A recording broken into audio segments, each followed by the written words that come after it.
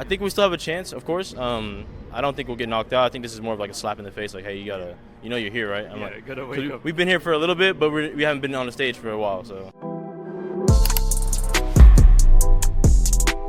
Alright, today was the first day of the knockout stage at the VCT Masters Toronto, and I'm in the presence of jawgemo today after, unfortunately, losing against Paper X. It's not the best result that you were probably hoping for, but what do you think is what do you think was the reason for today's defeat? I mean, it was still like some very close matches, right?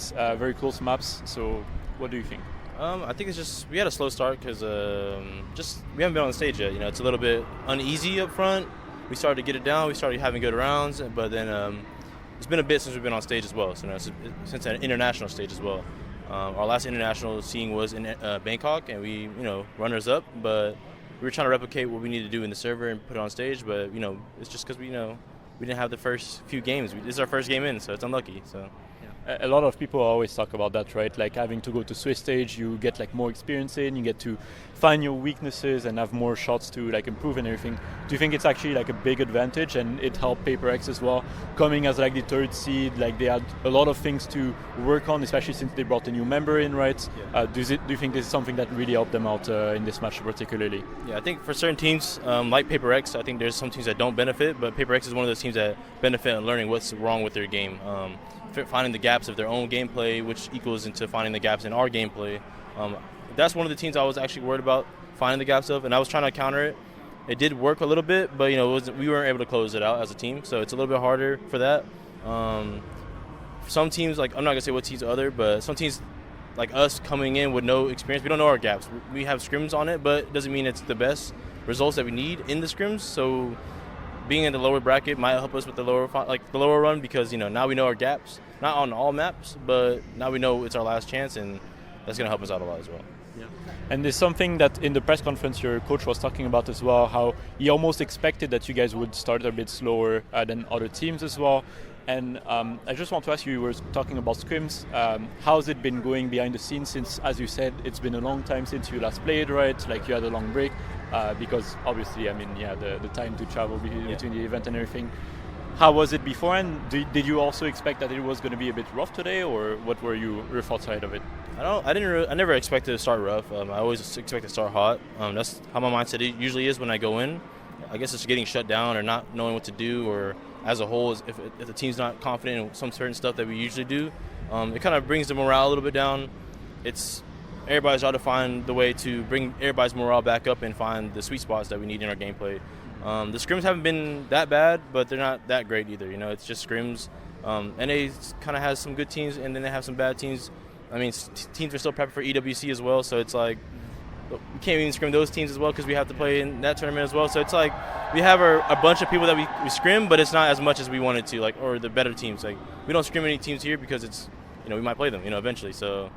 That's basically it. Yeah, and speaking of these good teams, and also, I guess the worst teams due to that as well, something very interesting is that you came into this match as pretty heavy favorites, I would say, because obviously you guys got runner-ups in Bangkok, right? You got the twice in a row back-to-back first place in the VCT Americas as well. Yeah. A lot of people were talking about wow, G2 is going to be this team that's going to come in and smash everyone, right?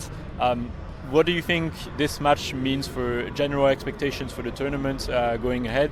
Do you think that Paper X is a team that could really legitimately fight for the crown of the Masters champions then? And where does G2 stand in the balance now as well?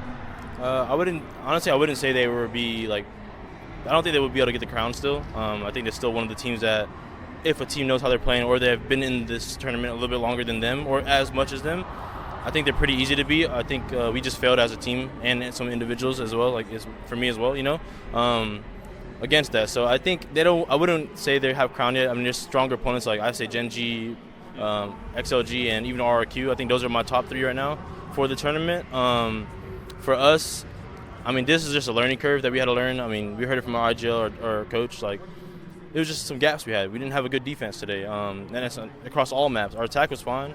We got what we needed on attack without no pistols, right? And now we just have to go over our defense, figure out what we did wrong, also figure out our attack against our new opponents that we play after this tournament or after today's game. So I think we still have a chance, of course.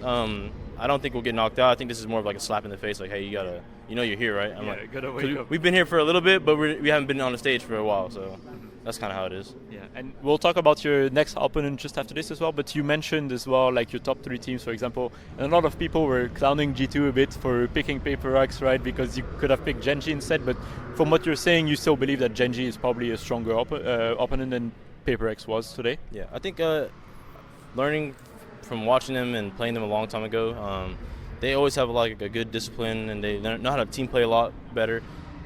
Today is the first day I see Paper X play like insane team play, learning how to re-clear while doing what they normally do, which is take the fights that they need. So I think if they keep that form up, Paper X might be in that top 4, top 3 list for me.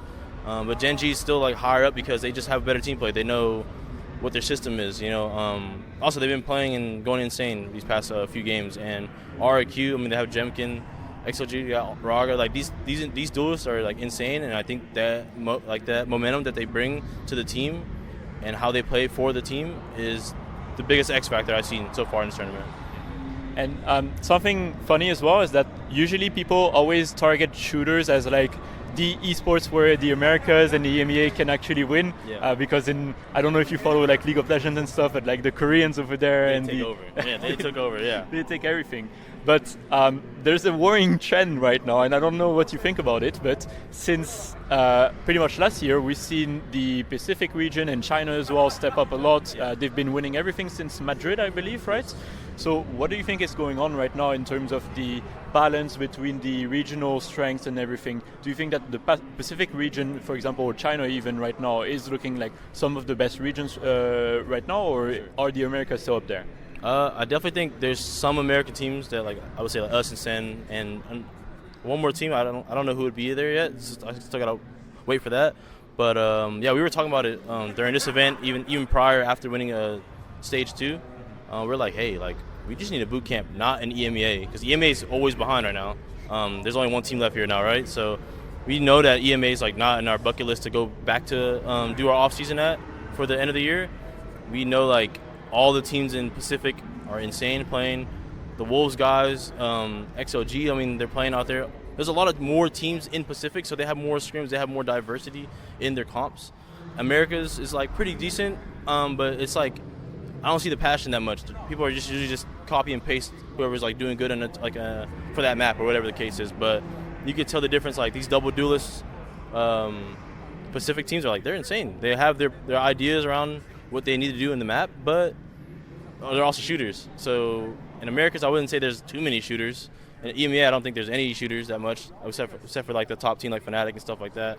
But yeah, I definitely think that we're gonna be in like a nutshell if we don't go into Pacific and learn what they're doing and figure out why they're improving so fast. There's so many like Pacific teams. So in America, there's so many less. In EMEA, I'm not even sure what's in EMEA. So yeah, I definitely agree that Pacific might be one of the strongest regions soon. It's like up to the rest of the Americas teams to prove that point. And the last team, Fnatic. So yeah, we'll see. Yeah. Does EMEA still have some hopes with Fnatic, or is the entire region boosted? Because you're talking about it and it sounds really rough right now. I honestly, I think. Crashies went over. They're still doing good. I would even call them an EMEA team. They still have Crashies. That's my boy. He's cool. But I don't know. I haven't seen that much. When we scrimmed there for like 3 months in Berlin, it was nothing.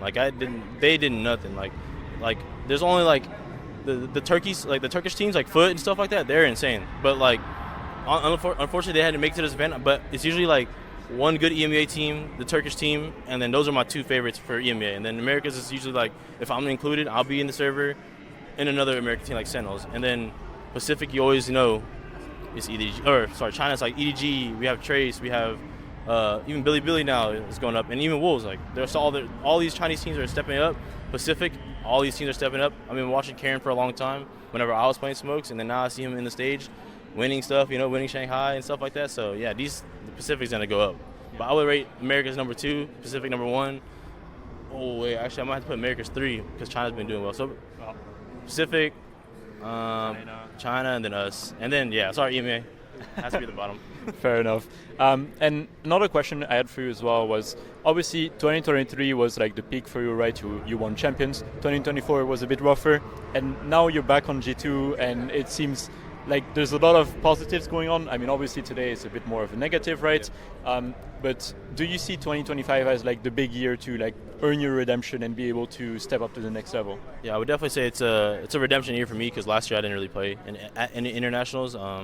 Yeah, we wanted to American stages, but there's still more to prove. I mean, we got second Bangkok. That's still not enough.